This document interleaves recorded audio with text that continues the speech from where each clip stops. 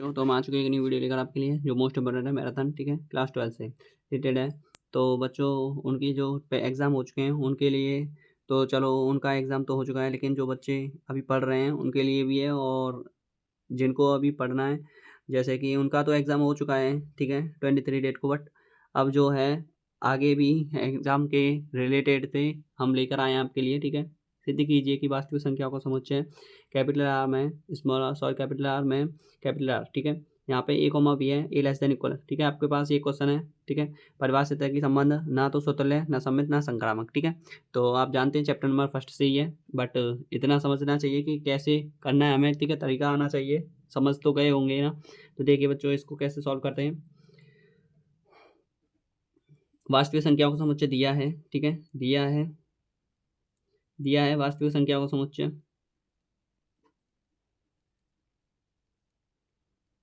वास्तविक संख्याओं का समुच्चय, ठीक है, वास्तविक संख्याओं का समुच्चय, ठीक है। Small R sorry capital R, very sorry, plus capital R equal होता है आपके पास यहाँ पे एच स्टेस, ठीक है, ठीक है। काली ब्रैकेट है ए कॉमा बी, और आगे है फिर a less than equal b square, ठीक है। देखिए यहाँ पे सबसे पहले हम स्वतुल्य के लिए लिखते हैं, स्वतुल्य के लिए, ठीक है। स्वतुल्य के लिए हमारे पास क्या है, स्वतुल्य के लिए हमें a comma A belongs to capital R, क्योंकि ये हमारे पास कैपिटल आर जो है कौन सा है बताया आपको, ये कैपिटल आर आपके पास है। जैसे कि परिमेय संख्याओं के बारे में और अपरिमेय संख्या सभी के बारे में, अपरिमेय संख्याओं के बारे में, परिमेय संख्याओं के बारे में वर्णन किया गया है, और रियल नंबर है, ठीक है। ये वास्तविक संख्याओं के बारे में वर्णन किया गया है कैपिटल आर, इसीलिए ये कमाए लिया है, ठीक है। अब इसको इससे लेते हैं, ठीक है, चूंकि हम क्वेश्चन से ले रहे हैं बेस्ड ऑन फर्स्ट समीकरण, ठीक है, ठीक है, based on equation number first, ठीक है,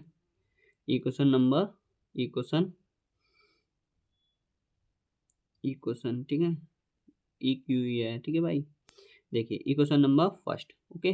देखिए इससे आपके पास ए कॉमा ए एच डैश यहाँ पे आ जाएगा ए less than equal A square, ठीक है।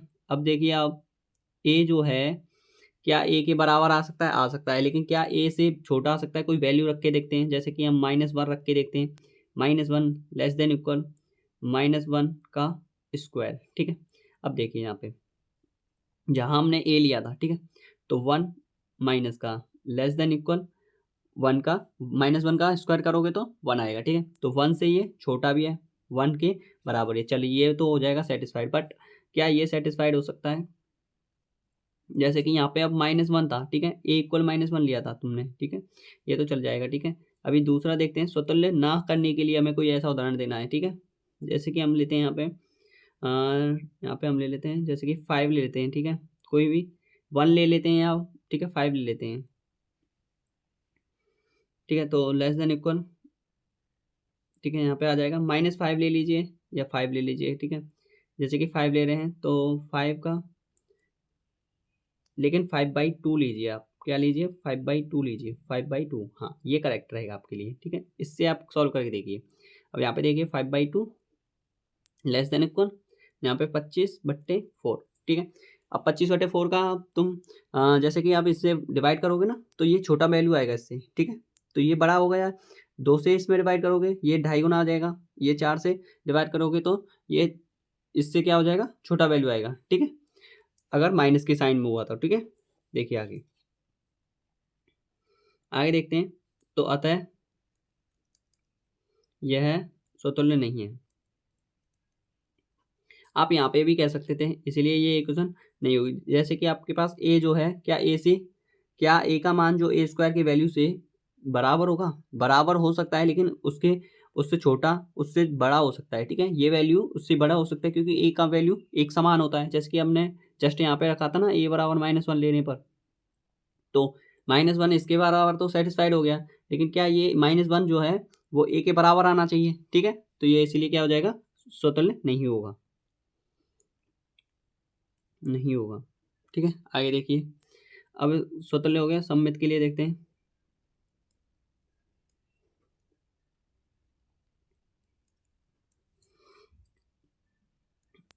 ए कॉमा बी, ठीक है, यहाँ पे हमारे पास हो जाएगा a comma b belongs to R में, तब यहाँ पे हम लिखेंगे कि a comma b, a less than equal b square. ये तो हमें सेटिस्फाइड कर गई, ये हमारी वैल्यू जो है वो सही है, ये वाली हमें इक्वेशन से मिल गई। लेकिन क्या B comma A belongs to R में ये हमें सेटिस्फाइड नहीं कर पाएगी, ठीक है। B less than equal A square, क्योंकि ये इसके बराबर नहीं होगी, क्योंकि जब ए का जो मान है वो बी से छोटा होगा, बी से छोटा होगा, लेकिन इसमें ए का मान जो है वो बी से बड़ा होगा, तो इसलिए ये सेटिस्फाइड नहीं होगी, यह सम्मित नहीं है,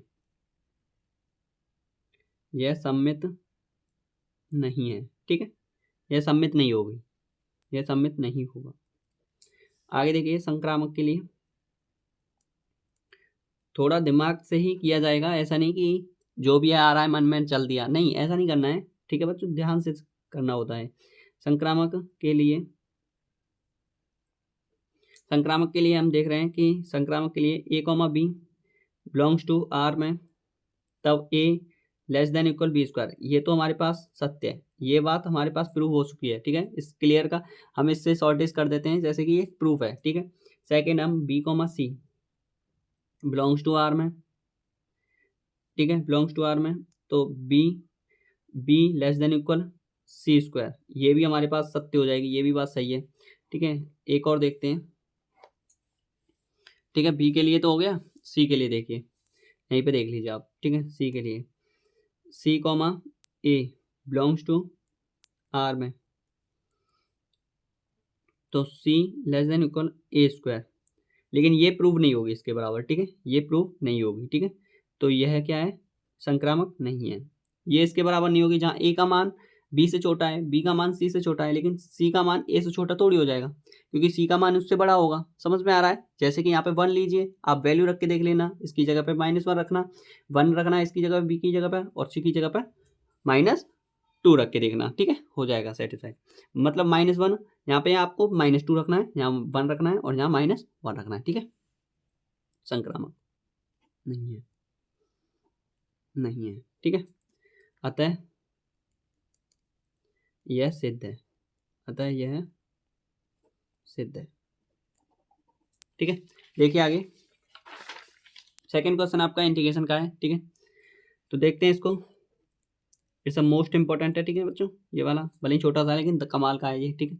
देखना, I equal integration d x by 1 plus के कॉस स्क्वायर थीटा, ठीक है। हम इसमें कॉस स्क्वायर थीटा से ऊपर नीचे क्या है डिवाइड कर रहे हैं, ठीक है, 3 कॉस स्क्वायर थीटा, ठीक है। अब हम इसमें ऊपर नीचे डिवाइड कर देते हैं कॉस स्क्वायर थीटा से, कॉस स्क्वायर थीटा से अंश व हर में, ठीक है, न्यूमरेटर और डिनोमिनेटर में हर में भाग देने पर, ठीक है, भाग देते हैं इसमें, तो आई इक्वल आ जाएगा यहाँ पे integration 1 upon cos square theta बट्टे 1 प्लस के 3 कॉस स्क्वायर थीटा, ठीक है। इसके नीचे कॉस से अलग से भाग दे रहे हैं, ठीक है, इसके नीचे भी अलग से कॉस से भाग दे रहे हैं, ठीक है, वही पड़ जाएगा आपको, ठीक है, कॉस से भाग देने पर, और कट भी सकते हैं ये, ठीक है। तो कॉस स्क्वायर थीटा बराबर क्या हो जाएगा, इधर लिख देते हैं, ये तो हो जाएगा सेक स्क्वायर थीटा बट्टे, ये क्या हो जाएगा, ये सेक स्क्वायर थीटा हो जाएगा। यहाँ पे देखिए 1 प्लस के सेक स्क्वायर थीटा हो जाएगा, यहाँ पे ये प्लस कॉस स्क्वायर थीटा से कट जाएगा, ये 3 हो जाएगा, इंटू डी एक्स हो जाएगा, ठीक है। सेक स्क्वायर थीटा की जगह पे फॉर्मूला पढ़ा होगा आपने एक और, sec square theta minus tan square theta बराबर 1 होता है, ठीक है। यहाँ से 1 प्लस के cos sec tan square theta हो जाएगा, सेक स्क्वायर थीटा की जगह पे रख देंगे इसको, ठीक है, पुट कर देंगे फॉर्मूला को यहाँ पे, ठीक है। तो टेन स्क्वायर थीटा प्लस, नहीं, यहाँ पे मत करना है, ऊपर मत करना, सॉरी बच्चों, ठीक है, यहाँ पे पुट नहीं करना है आपको, यहाँ पे करना है, सॉरी, यहाँ पे नहीं करना है, यहाँ पे तो सेक स्क्वायर थीटा ही रहने देना है, ठीक है। जो नीचे हर में है ना, ठीक है, न्यूमरेटर में उसमें ही लिखना है, ठीक है, डिनोमिनेटर में नहीं करना, ठीक है। लेकिन यहाँ पे सेक स्क्वायर थीटा के पर 1 प्लस के टेन स्क्वायर थीटा, ठीक है, वहाँ पे मत करना, गलत हो जाएगा नहीं तो, ठीक है। आई इक्वल हो जाएगा, सॉरी मैं आपसे माफी मांगता हूँ इस बात के लिए, ठीक है, सेक स्क्वायर थीटा बट्टे में टेन स्क्वायर थीटा प्लस 4 हो जाएगा, 3 और 1 4 हो जाएगा, ठीक है। आगे देखिए, अब यहाँ पे इंटू डी एक्स है, ठीक है, माना करेंगे टेन थीटा बराबर टी, टेन का अवकलन होता है सेक स्क्वायर एक्स इंटू में डी एक्स बराबर हो जाएगा डी टी। ठीक है, इस जगह पे हम टेन स्क्वायर थीटा की जगह पे क्या लिख सकते हैं, हम टी स्क्वायर लिख सकते हैं, और sec square into D x की जगह पे डी टी लिख सकते हैं। ठीक है, टेन का होता है सेक स्क्वायर डी एक्स। ठीक है, देखिए I equal 1 d t by t square plus 4 को हम 2 का स्क्वायर लिख सकते हैं। ठीक है, अब एक फॉर्मूला और पढ़ा होगा आपने, 1 ए स्क्वायर प्लस एक्स स्क्वायर या 1 एक्स स्क्वायर प्लस ए स्क्वायर बराबर होता है। ठीक है, ये वाला फॉर्मूला पढ़ा होगा आपने। ठीक है, 1 ए स्क्वायर प्लस एक्स स्क्वायर या 1 ए स्क्वायर प्लस एक्स स्क्वायर होता है 1 ए टेन इनवर्स एक्स अपॉन ए। ठीक है, ये फॉर्मूला पढ़ा होगा आपने। ठीक है, ये वाला फॉर्मूला है, इसमें लगाएंगे इसको।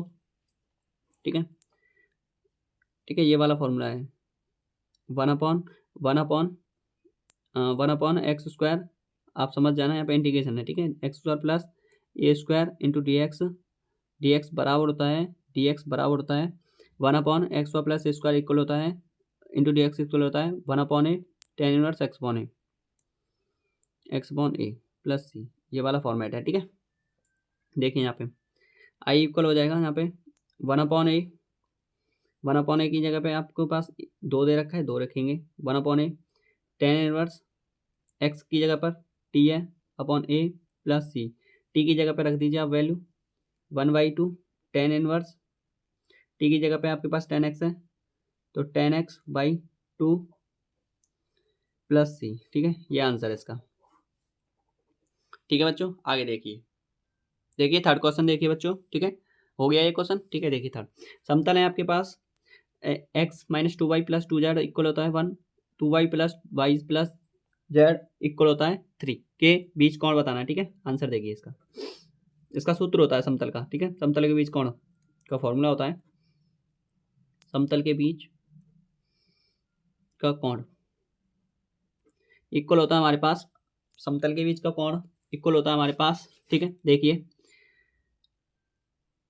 कॉस थीटा यहाँ पे लिख दे रहा हूँ। ठीक है, कॉस थीटा इक्वल होता है, आप लिख सकते हैं n1 डॉट n2 बटे में मॉड n बटे में mod n2 mod n1 mod n2। ठीक है, डॉट ही है इसमें मॉड n2। ठीक है, ये आएगा कॉस थीटा इक्वल होता है, जैसे कि ए डॉट बी बटे में मॉड ए डॉट बी, यही होता है ना, तो इसी कोड वाले जैसे सदिश का होता है ना, वही फॉर्मूला होता है ये। ठीक है, समझ में आया, चलो तो देखते हैं। ठीक है, कॉस थीटा इक्वल होता है आपके पास n1, ये आपके पास है। ठीक है, एक्स आई के प्लस वाई जे के प्लस जेड के कब। ठीक है, n1 का मतलब होता है, इसमें n1 आपको निकालना पड़ेगा, सदिश आपके पास दे रखी है। ठीक है, तो ये जो है n1 जो होता है वो इकाई सदिश होता है। क्या होता है, इकाई सदिश। तो हमें यहाँ पे इन दोनों का प्रोडक्ट जो है इनका मल्टीप्लिकेशन करना पड़ेगा, जैसे कि आपके पास है x minus 2y plus 2z। ठीक है, ये एक प्रोडक्ट में आ जाएगा और ये एक प्रोडक्ट में। ठीक है, ऐसे मतलब क्योंकि क्या है कि ये एक सदिश फॉर्म में है। ठीक है, और सदिश जैसे कि आपने कार्तीय समीकरण पढ़ा होगा। ठीक है, समतल में आपने फॉर्मूला पढ़ा होगा r डॉट एन कैप बराबर डी, ये वाला फॉर्मूला पढ़ा है ना, इसी अकॉर्डेबल बना है ये। ठीक है, यहाँ से आर की वैल्यू होती है, आर वेक्टर इक्वल होता है एक्स आई का प्लस वाई जे के प्लस जेड के कप। ठीक है, इसके अकॉर्डेबल यहाँ पे ये पुट हुआ है। ठीक है, ये बना दिया उसने। ठीक है, आई जे कैप हटा दिए हैं। ठीक है, उसकी जगह पर ये वैल्यू आई है यहाँ पे। ठीक है, इनका बट्टे मॉड में ये आ जाएगा, 1 का वर्ग 1 होता है प्लस -2 का वर्ग। ठीक है, ऐसे वर्ग लिया है इसने, प्लस 2 का वर्ग। ठीक है, फिर दूसरे मॉड में ठीक है ये वाली ऐसे ही 2 का वर्ग प्लस 1 का वर्ग प्लस जेड का वर्ग 1। ठीक है, अब देखिए यहाँ पे कॉस थीटा इक्वल हो जाएगा, इसमें एक्स वाई जेड से नहीं मल्टीप्लिकेशन करना है, खाली इन प्रोडक्ट से, जैसे कि जो आपके पास आदेश राशि है ना, आदेश गुणन है, उन आदेश गुणन करना है, उन्हीं का जैसे 2 का गुणा 1 में करेंगे तो 2 1 2 और मॉड लगा देना बट इसमें। ठीक है, पॉजिटिव हो जाएगा ये, 2 1 2 प्लस माइनस क्या हो जाएगा, माइनस यहाँ पे भी लगा सकते हो आप। ठीक है, ठीक है, माइनस के 2 और प्लस के 2, 2 से जेड में करोगे बट्टे, यहाँ पे रूट में कितना हो जाएगा, 1 का वर्ग 1 होता है, 2 का वर्ग 4, 2 का वर्ग 4। ठीक है, इसे सॉल्व करोगे तो कितना आ जाएगा, यहाँ पे 9, इधर करोगे 2 का वर्ग 4, 1 का वर्ग 1, 1 का वर्ग 1। ठीक है, 4 और 2 6। ठीक है, आगे प्लस माइनस से कट जाएगा। ठीक है, यहाँ पे 2 बचेगा बट्टे में ये 3 हो जाएगा, √6 हो जाएगा, ठीक है। अब थीटा इक्वल आएगा यहाँ पे, ध्यान रखना, थीटा इक्वल कॉस इधर इधर जाएगा तो कॉस इनवर्स हो जाएगा। क्या हो जाएगा बच्चों? Cos inverse. और कोष्टक में हो जाएगा रूट, ठीक है। इधर से डिवाइड कर दिया ना, इधर आ गया ना, ये इक्वेशन बराबर कर दिया है मैंने, यहाँ पे भी स्पेस नहीं था, ठीक है। तो यहाँ पे क्या हो जाएगा? यहाँ पे हो जाएगा 3√6 और ये आंसर आपका, ठीक है। ये आंसर है, ठीक है। तो वीडियो पसंद आई हो तो लाइक करना, कमेंट करना, और मोस्ट इंपॉर्टेंट वीडियो ऐसे ही हम आगे भी लाते रहेंगे, ठीक है। थैंक यू, धन्यवाद।